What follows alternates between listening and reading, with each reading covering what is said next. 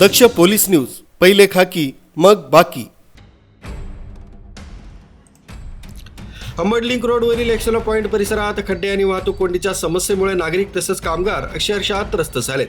MIDC परिसर असल्याने या मार्गावरून दररोज शेकडो कामगार, उद्योग कर्मचारी आणि वाहन चालकांची वर्दळ असते. मात्र रस्त्याची दयनीय अवस्था आणि जीवघेणे खड्डे यामुळे अपघातांचं प्रमाण वाढलं असून नागरिकांमध्ये तीव्र संतापाची भावना निर्माण झाली आहे. याच परिसरात 4 ते 5 दिवसांपूर्वी निलेश कोतकर यांचा खड्ड्यांमुळे झालेल्या अपघातात दुर्दैवी मृत्यू झाला होता. या घटनेनंतरही प्रशासनानं ठोस उपाययोजना न केल्याचा आरोप करत शेतकरी उद्योजक साहेबराव दाते यांनी एक्सेलो पॉईंट इथं बेमुदत आंदोलन उपोषण सुरू केलंय. जोपर्यंत या रस्त्यावरील सर्व खड्डे कायमस्वरूपी बुजवले जात नाही तोपर्यंत आंदोलन सुरूच राहील असा इशारा देत त्यांनी हे आंदोलन सुरू ठेवलंय. तसंच यापुढे या खड्ड्यांमुळे आणखी कोणाचा बळी गेला तर संबंधित लोकप्रतिनिधींना जबाबदार धरून मृत व्यक्तीचा अंत्यविधी नगरसेवकांच्या घरासमोर केला जाईल आणि दशक्रिया विधी राजीव गांधी भवन इथं करण्यात येईल असा आक्रमक इशाराही त्यांनी दिलाय.